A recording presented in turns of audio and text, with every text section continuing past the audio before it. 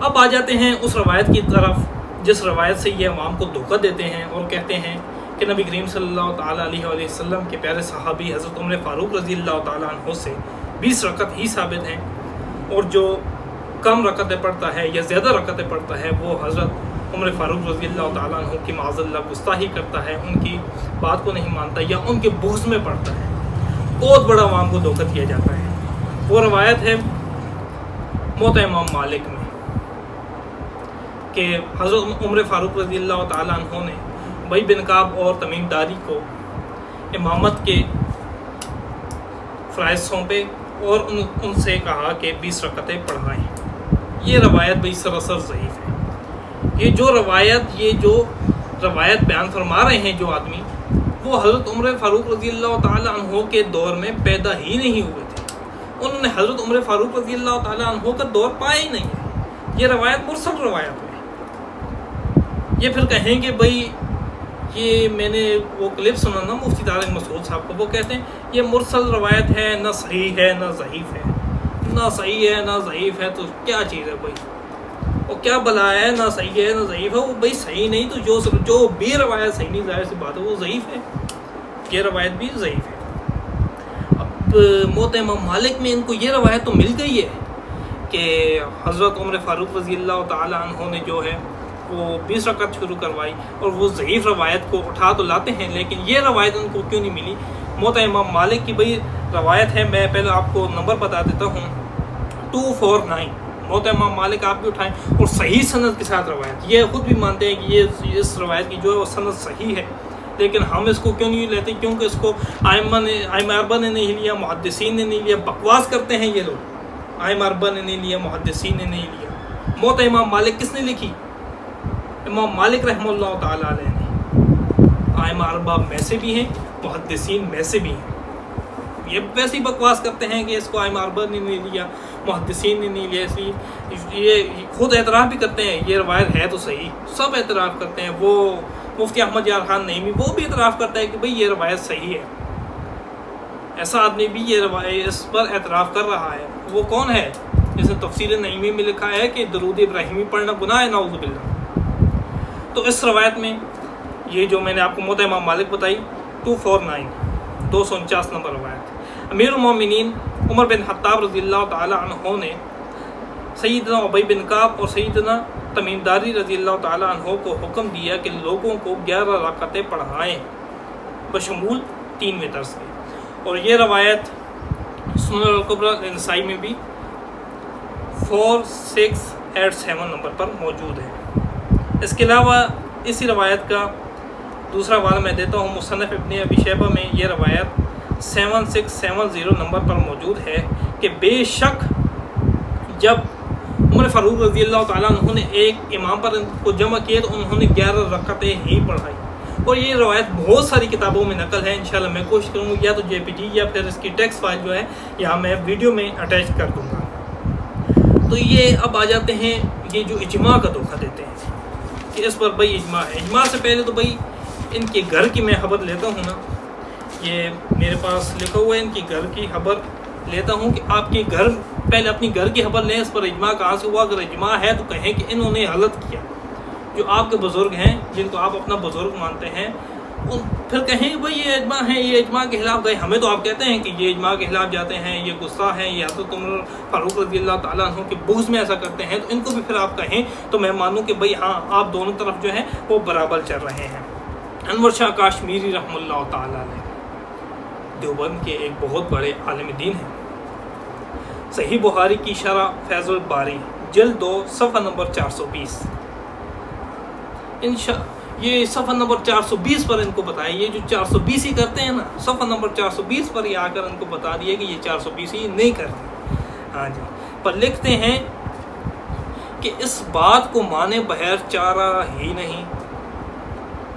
یہ آج یہ تو لحاظ گمت تو آج یہ بھی کہتا ہے کہ بھائی نبی کریم صلی اللہ تعالیٰ علیہ وآلہ وسلم نے 20 رکعت، اور بھائی نبی کریم صلی اللہ تعالیٰ علیہ وآلہ وسلم کو تو چھوڑو، حضرت عمر فاروق رضی اللہ تعالیٰ عنہ کی بھی 20 رکعتیں نہیں پڑھائی، یہ میں نے یہاں پچھلی روایت میں ثابت کر دیا۔ اور اب ان کی گھر کی خبر لیتے ہیں اور انور شاہ کشمیری رحمہ اللہ تعالیٰ علیہ سے یہ بات ثابت کرتے ہیں۔ صحیح بخاری شرح शरह बुखारी में सही बुखारी की शरह में लिखते हैं फैज़ुल बारी में जिल्द नंबर 2 सफ़ा नंबर 420 पर लिखते हैं कि इस बात को माने बगैर चारा ही नहीं कि तहज्जुद, क़यामुल लैल, वितर, तरावी एक ही चीज़ के 4 नाम हैं। अब ये कहेंगे ना भाई ये बड़ा जाहिल है जो इस तरह कहता है कि एक ही चीज़ के 4 नाम हैं, तरावी, वितर, तहज्जुद और ये क़यामुल लैल, बड़ा जाहिल है। ये कहते हैं ना ये सब जाहिल हैं, तो अनवर शाह कश्मीरी को भी ये जाहिल कह रहे हैं।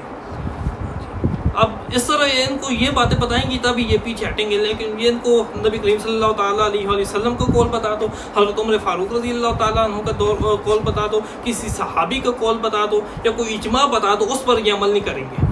इनको इनके बुजुर्गों की जब खबर देंगे तभी ये उस पर इनमें से चंद एक अमल कर पाएंगे। फरमाते हैं कि इस बात को माने बगैर चारा ही नहीं कि क़यामुल लैल, तरावी, तहज्जुद और वितर एक ही चीज़ के 4 नाम हैं।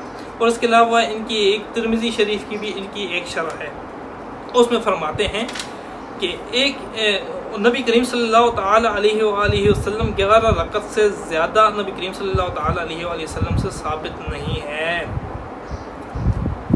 ये तिरमिज़ी की शरह में ये बताते हैं कि नबी करीम सल्लल्लाहु ताला अलैहि वसल्लम 11 रकत से, ये जो लियास गुम्मन आज आ जाता है कि ये भाई मैं अल्लाह की कसम उठाकर कहता हूँ, ये नबी करीम सल्लल्लाहु ताला अलैहि वसल्लम से 20 रकत ही साबित है, 8 रकत साबित नहीं है। इसके पहले तो इसको कसम का गफ़ारा बताओ कि इसको बताने की क्या ज़रूरत है, पर शायद न भी पता हो सकता है जब इस मामले में ये इतना बड़ा आवाम को धोखा दे रहा है और उसकी अपनी अकल काम नहीं करती, पता नहीं कसम का गफ़ारा भी इसको पता होगा या नहीं। लेकिन इसके बाकी भी जो इनके मसाइल हैं वो भी आप सुन सकते हैं। ये तो शख्स है ही नहीं कि इसको इस्लामी मामलात में इस शख्स को सुना जाए, जिस तरह की इसकी बातें हैं। और अब तो अपने जो मकतबा फ़िक्र है देवबंद, उसमें भी ये अपना मकाम बिल्कुल खो बैठा है। तो ये अनवर शाह कश्मीरी रहमतुल्लाह ताला अलैह से मैंने ये बात को साबित किया। इसके अलावा मुल्ला अली कारी और बहुत से अहनाफ के उलमा हैं जो कि इस बात को मानते हैं कि नबी करीम सल्लल्लाहु ताला अलैहि वसल्लम ने और हज़रत उमर फारूक रज़ी अल्लाह ताला अन्हु ने 8 रकत ही शुरू करवाए। अब आ जाते हैं मैं धोखा की तरफ। कहते हैं जी इस बात पर इजमा है, आइम अरबा का इजमा है कि तरावी की रकतें जो हैं वो 20 हैं। बड़ा धोखा, बड़ा धोखा, बहुत बड़ा धोखा। इनसे जब पूछो कि इमाम मालिक रहमतुल्लाह ताला अलैह के बारे में क्या है, कहते हैं वो 36 के कायल थे।